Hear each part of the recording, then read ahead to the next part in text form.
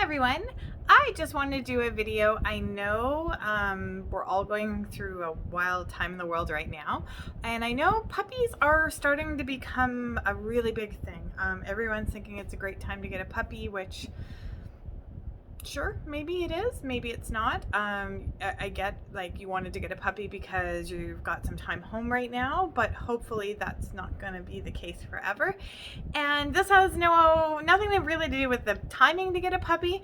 This is to help so many people. I cannot tell you right now, my inbox is inundated daily of people who are either involved in some kind of puppy scam, unfortunately, are paying way too much for a puppy, are just willing to buy anything from anyone anywhere and be fed nothing but like lies and bullpoop about the puppy that they're going to buy. So I just wanted to make this video to kind of help clarify things a little bit. This is not to say whether you should get a mixed breed or you should get a rescue. I'm not looking to start an argument with anyone. I'm just looking to say, if you are buying a purebred animal in Canada, there's a couple of things that I feel like everybody should know, and everybody should ask their breeders. I don't care if it's a German Shepherd breeder, a Chihuahua breeder, any purebred dog. And if you want to know the list of recognized purebred dogs in Canada, please visit the Canadian Kennel Club's website. I will try to post a link for it here. So that is what makes a dog purebred. Is you're given a 5-generation pedigree, so you can look back and see the history on the parents if they have any titles. Hopefully they have a lot of health clearances done on them. Every breed has its own genetic issues, and good, reputable, ethical breeders are doing everything they can to make sure that they're only breeding the best to the best. Good breeders, you'd be shocked to know their price points are actually, I find them kind of low compared to breeders who call themselves breeders, who are really greeters, backyard breeders, those kind of things. So right now in Canada, the price point for most breeds should be anywhere from about $1,500 to about $3,500. And that should be the range, of course, depending on the breed. Obviously, the more rare, or yeah, I guess I'll use the term rare, the breed is, the price is going to go up because those dogs are probably have a little bit more difficulties being bred. I don't know. I know what I'm willing to pay for a dog, and for that money, I also know what I get. So here's a list of things just to help anyone who's considering getting a puppy and reaching out to a breeder. These are just questions I want you to ask. And if you don't get answers that make you feel comfortable, run. Don't walk. Run as far and as fast as you can. Save yourself the heartache. There's always a dog out there for people. You can't be impatient. You didn't buy the first car you looked at. You didn't buy the first house you looked at. You didn't marry the first guy you dated. Maybe you did. I don't know. But take your time, educate yourselves, and do it right to save yourself, your family, your wallet, and your heart from disappointment. So any animal listed as a purebred animal in Canada and sold as a purebred animal in Canada must be supplied with paperwork from a federal governing body, which for dogs is the Canadian Kennel Club. You must be provided with that paperwork within 6 months of receiving the animal. So that means the CKC paperwork, you will get one. It's either written in blue or written in green. One is a breeding contract, one is the non-breeding contract. It will have your dog's registered name. It will have any identify, whether it's a tattoo or a microchip combination. It will have your dog's parents and your dog's registration number. So then you can take that registration number and you can go in to the CKC website and see that that dog is in fact in their database. The registration numbers of the parents, you can use that registration number to look up all of the information on the parents. So you can look up their health clearances. You can look up any professional titles that they've gotten, whether it was in agility or championship confirmation shows. There's going to be titles there that the CKC recognizes. There's other titles within our working breeds of dogs that the CKC doesn't recognize. IGP, SH, Schutzhund, PSA. So you're going to see a lot of other things like that, but I'm just talking about what you should be looking for. So you are going to get in touch with a breeder, and here's the questions I want you to ask. Do they own both the parents? Sometimes they do, sometimes they don't. They should at least own one of them, usually the mom.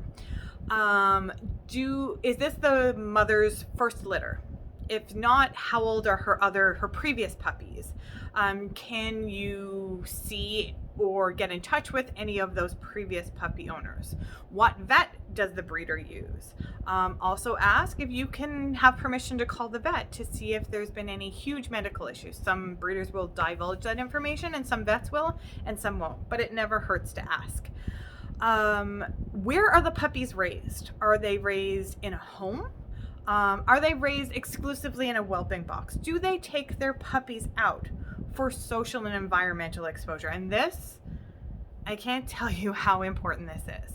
There's tons of breeders out there who have babies, and those babies do not leave the whelping box, meaning the little 4x8 pen that they're born into. Not to say that they're not well cared for, but they hugely lack in social and environmental exposure. So that doesn't mean you need to take your puppies at 5 weeks old and take them to the dog park, but your breeder should have them out experiencing the world, even interacting with the other adult dogs in the house, wandering around the house, meeting the people in the family, having them see different elevations and textures and sights and smells and sounds, and bringing them out in the backyard on a nice day, taking them, loading them up in the car for a little car ride. There's no reason why you can't do any of that with baby puppies, just to give them a chance so that they don't leave the box that they were born in and get handed to you at 8-10 weeks old and have never seen anything. Because you want to talk about shell shocked, that's where you're going to see a puppy. The breeder should pick the puppy for you. Honestly, the breeder knows their puppies better than you do, and the breeder should not allow someone to come in and say, I want the cute one with the black nose, because looks matter to a lot of people, but it's amazing how many times I ask people, did the breeder pick this puppy, or did you pick this puppy? And they go, oh, I picked it. And I say, why did you pick it? And they go, because he had a cute black nose. It wasn't because he was the most outgoing puppy, he was the shyest puppy, he was the biggest puppy, the smallest puppy, the whatever it was. They picked it purely on looks. So that's something a good breeder is going to do a lot of interviewing, doing a lot of question asking, and suiting you to the best puppy. So that's something that is really, really important. The breeder should ask you a lot about your lifestyle, about, do you have children? How many people are in your home? Do you have a fenced in yard? Are you an active family? Do you intend on participating in any kind of dog sports? Do you want to do anything fun with your dog? Are you weekend warriors? Do you have a cottage? All those kind of things. What vet do you use? The breeder can also look into your history with your vet, because I truly think that that's okay to do too. What kind of food are the puppies eating? What kind of health and temperament guarantee do they offer with the puppies? So both parents, depending on the breed, like I said, every breed has their own genetic issues for sure, but both parents of the puppy that you're considering getting should have the genetic health testing done for that breed. So I myself, let's say I own German Shepherds. I know that there's a lot of different health issues that German Shepherds should be screened for. They should have their hips and elbows and spines x-rayed and done, organized through a governing body. There's an orthopedic foundation for animals. They will take the dog's x-rays and grade them. There's the Ontario Veterinary College. There's also a place called Penn Hip. But all of those things are things that good breeders will do to their dogs prior to breeding them, to make sure that there are no genetic problems showing in this dog, and they should have that in multiple pedigrees. History, maybe 3, 4, 5 generations deep, of showing they're only breeding, once again, the best to the best. That doesn't mean you're getting a show dog. That just means you're getting a healthy a healthy dog. Now that doesn't guarantee that there's nothing going to go on in this dog's life, because there are a lot of environmental things and stuff.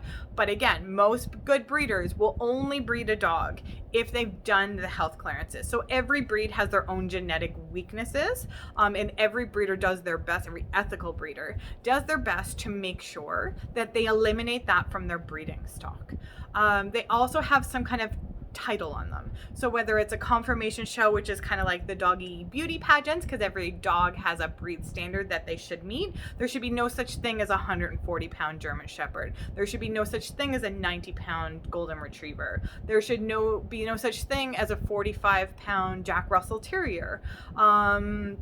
Just shouldn't happen. Every dog has standards. Once again, please visit the Canadian Kennel Club's website, and that will give you a ton of information about what the dog should be. Height, weight, coat color, temperament, eye color, everything about them. Do your research first. So once you kind of ask those questions, ask the breeder to provide you with the actual proof that those tests have been done. Orthopedic Foundation for Animals, OFA, will issue a certificate. CERF is the Canine Eye Registration Foundation. That's to make sure that dogs like Goldens have glaucoma. They're prone to it. So making sure, again. Blood work, von Willebrand's disease, genetic testing, championships. So once again, like I said, that could be a beauty pageant. Great place to start to make sure that the dog you're getting falls into the type. But I also think that why stop there? Why not? That shows that your dog looks right and is built right according to that breed standard. But why not make sure that your dog has had some other kind of title put on it? Whether that's an obedience title, a lure coursing title, an agility title, a protection title, a tracking title, a barn hunt title, a dog diving title. There's so many different things out there that people can be out doing with their dogs, just to show that their dogs are rock solid. They're good for whatever purpose. Probably your miniature dachshund's not going to get a dog diving title, but if he does, super cool. But if he doesn't, maybe he should have like a barn hunting title, because that's something that they were purposefully bred for. So again, go back and look at like what was the original kind of purpose of your breed, right? Like Golden Retrievers are supposed to be hunting dogs. So they're supposed to be medium-sized dogs that have stamina, double thick coats to be able to dive out through cold water, soft mouths to be able to retrieve, clear-headedness. German Shepherds they're supposed to be able to be herding animals, and they're also used for service animals, for police animals. So with my German Shepherds, I test for, I do protection training with them. I will get titles in that. I'll do lure coursing training. I get titles in that. Maybe I'll mess around and do barn hunting. I don't know, but I don't see why you shouldn't be out doing something with your dog. And that applies to even mixed breed dogs too. Absolutely. I'm a huge advocate for getting out and doing stuff with your dog.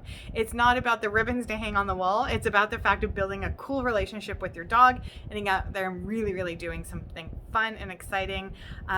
So those are the things, like meet one or both of the parents. Ask your breeder to provide this information on paper. Look at those registration numbers. Google them. The internet is at your fingertips. Literally, take those dogs' registered names and registration numbers and put them into the databases like the Canadian Kennel Club or the Orthopedic Foundation for Animals or PennHIP or whatever other databases are out there. Look into your local and national breed clubs. There's the Golden Retriever Club of Canada. There's the Golden Retriever Club of Ontario. There's the Golden Retriever Club of Greater Toronto. There's the German Shepherd Club of Canada. There's so many different breed clubs out there. Get in touch with those breeders and find out if they've heard of the breeder that you're looking for. Dogs can be a dirty world, and sometimes people aren't very nice and don't have nice things to say about each other, but there will be access to you seeing that you're actually getting what you're buying. Don't go on someone's word that, oh no, you can't see the dogs because COVID. Yeah, so you know what? Send me some video. Put some identifying marks on the dog, something like that. I'm just not okay with just the puppies out in a basket on the sidewalk, because no good breeder is going to do that either.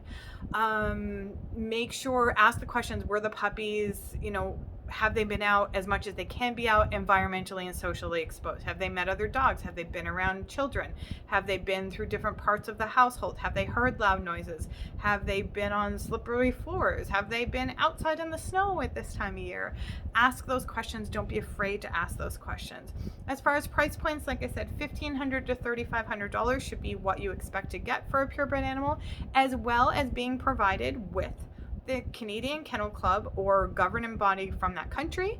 I buy some of my dogs in Europe, so I get paperwork from the Belgian Kennel Club or the FCI. But American Kennel Club, it all depends on where your dog is. But if your puppy was born in Canada, you should be getting provided with Canadian Kennel Club paperwork. Health clearances, I cannot stress are enough. You need to get copies of those health clearances and be diligent. Do your homework. There are so many people every day. Again, my inbox is inundated. Dogs at 10 months old having to have hip replacement surgery. What? No, that shouldn't have to happen. German Shepherd puppies that are walking on their hocks and on their wrists at 10, 12, 14 weeks old, that shouldn't be a thing. That's not a healthy thing to see.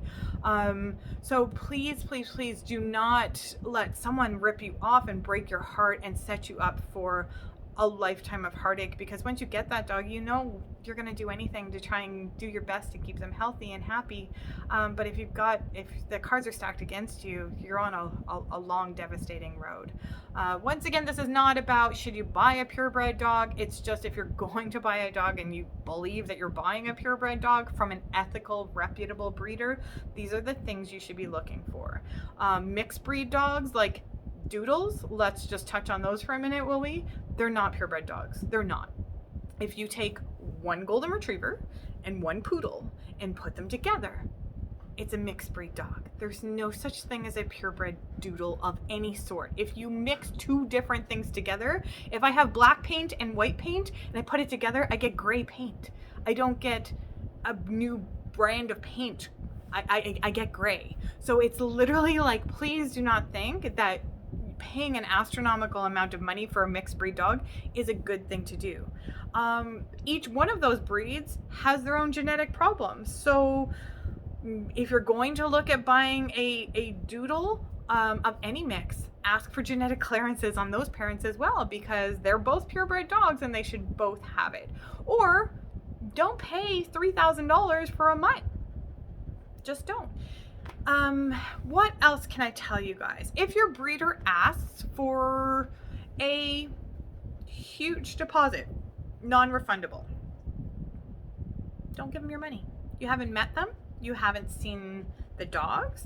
Now, maybe after you've done all your homework and your breeder has bombarded you with 100 different questions and you've been provided with all of the paperwork that you wanted to see in fact that this breeder is ethical and they're doing their job and only breeding the best of the best, and that breeder asks for a deposit to know that you are serious, absolutely. But you know what? The other fact is, people, and you're gonna have to face this right now, is that if you can call a breeder today and get a puppy tomorrow, you shouldn't. Good ethical breeders have waiting lists, because they're not about breeding a dog every time it comes in heat. They're not about having 20 litters a year. Ethical breeders might have maybe, and this is a big amount, 5 to 10 litters a year. That's a lot of work, because ethical breeders put all of the time into raising their puppies. They put their hearts and souls into them. They put all of their time into researching who their puppies are going to go live with. And they absolutely guarantee that if for any reason in this dog's life, if it's 5 years down the road and the puppy that you got from them is now an adult dog and doesn't work out, their life changes, and believe me, I've been there. Life's gone through some major changes for all of us, and the dog just doesn't work in your life or your family anymore, that's okay. You call your breeder and your breeder says, where will I come get my dog? Because no matter what, it's always still considered their dog. They brought it into the world and they are ultimately responsible for its well-being. They trusted you with their lifelong care, and if you can't provide that, every good breeder will come get their dog back and ensure that the dog either lives their life out at the breeder that they came from, or that they will rehome them and find a wonderful second home for this dog. And there's absolutely nothing wrong with having to decide that your life is now just not gonna be conducive to owning this dog anymore. I get it, life happens. Don't beat yourself up about it, but make sure your breeder offers that. Every breeder will have a contract as well. They will say, you must do this, you must not do that. Some breeders will state what kind of food they want their dogs fed. Some breeders will have in their contract a vaccine protocol. Some will have, you have to get training. But the more kind of details and kind of things that a breeder puts into their program, again, I think the more ethical they are. So if your breeder does ask for a deposit after you've asked a bunch of questions and they've asked a bunch of questions and you want to be put on this list, absolutely. But one thing is if I were to call my breeder today and say, I've changed my mind, I know I put a deposit down on a puppy, I've changed my mind, this isn't going to work out for whatever reason, my breeder would say, absolutely, you know what? And I did it as a breeder myself. You know what? Here's your money back. I wish you all the best. They're not in it for the money again. I wish you all the best. Here's your money back. And they're going to call the next person on their waiting list, because they have waiting lists sometimes 20, 40, 50 people deep. They're going to call the next person on their waiting list and say, hey, I had something come up. You're the next person on my list. Would you at all be interested? And that person's already been pre-screened and pre-vetted, and the breeder's just waiting to have another litter to move this puppy along to the next house. So really, really, really important things. If the breeder refuses to answer your questions, if the breeder gets their back up, if the breeder doesn't provide you with the right amount of paperwork, if your breeder tells you that to be registered with the Canadian Kennel Club costs more money, if your dog is $2,500 and you want to register with the Canadian Kennel Club and it's $3,500, run. I think right now the price to register a puppy and a litter with the Canadian Kennel Club is less than $100. So that's, again, something that every breeder would have already, the puppies would already be registered. If they're not willing to show you health, temperament, and a 3 to 5 generation pedigree, don't buy a puppy from them. If they're not willing to give you a contract saying they'll take the dog back at any time, and they offer some kind of a health guarantee on the genetic issues that are known to the breed you're considering buying, like hip dysplasia or elbow dysplasia or anything like that, and they don't offer some kind of a guarantee, whether it's maybe money back or return of puppy or replacement of puppy at a certain point up to a certain age, don't buy a puppy from this breeder. Reach out to other vets in the area.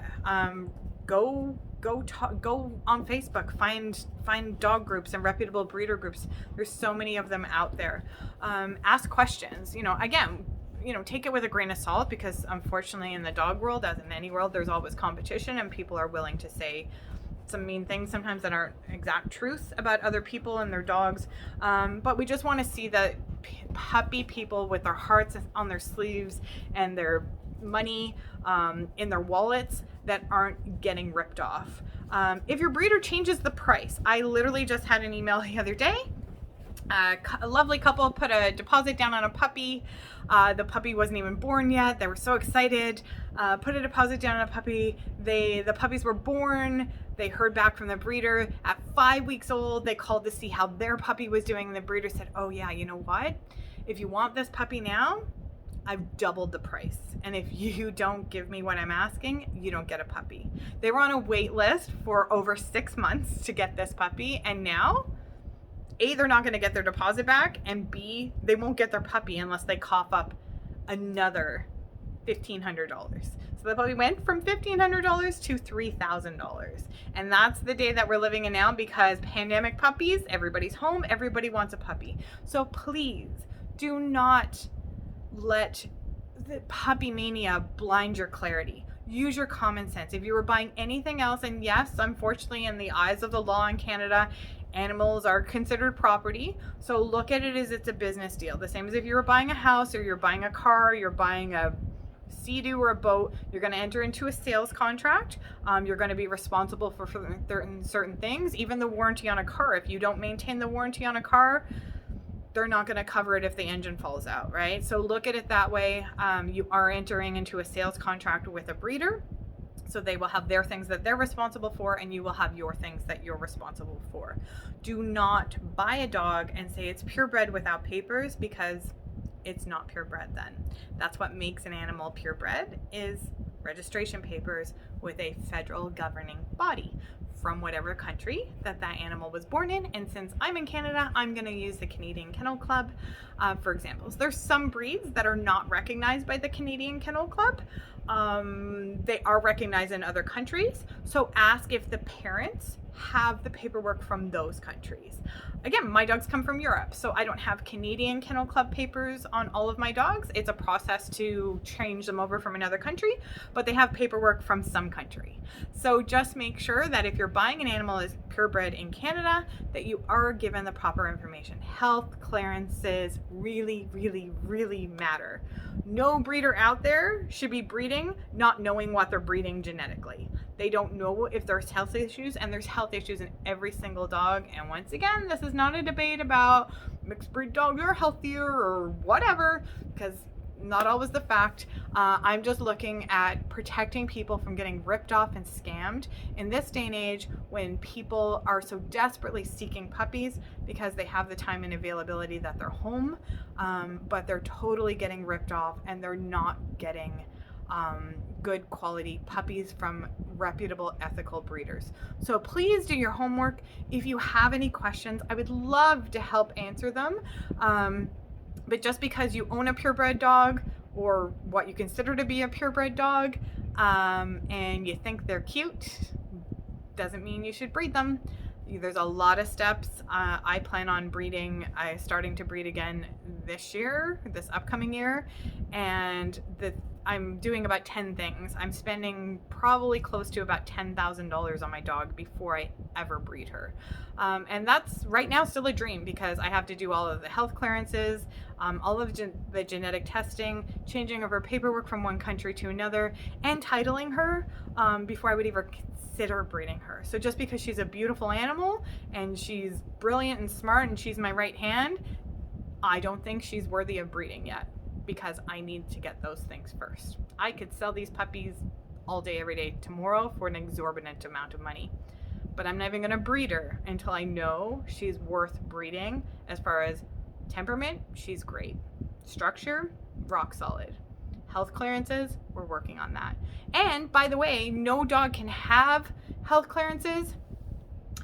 As far as orthopedic, I know the Orthopedic Foundation for Animals, you can do something called a prelim test, but the dogs won't really get graded until they're 24 months old. So another great note to live by, if the parents of this dog are less than 2, they shouldn't be bred. If the breeder is giving you a puppy at less than 7.5 to 8 weeks old, the puppy should not have left its mom and its siblings for social time. All of these things you think are so insignificant because you're just looking for a lovely pet dog. There's no difference.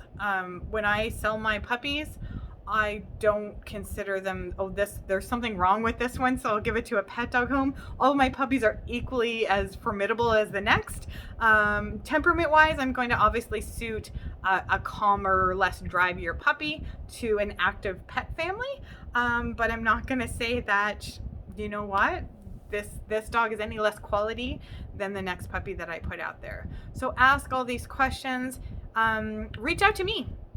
www.waterdogscaninecenter.com. Send me a message, but don't get scammed, don't get fooled, and don't believe that because someone told you have a purebred dog that you have a purebred dog and that you should pay exorbitant amounts of money. Purebred dogs in Canada, $1,500 to $3,500 is I'm willing to bet where you should be.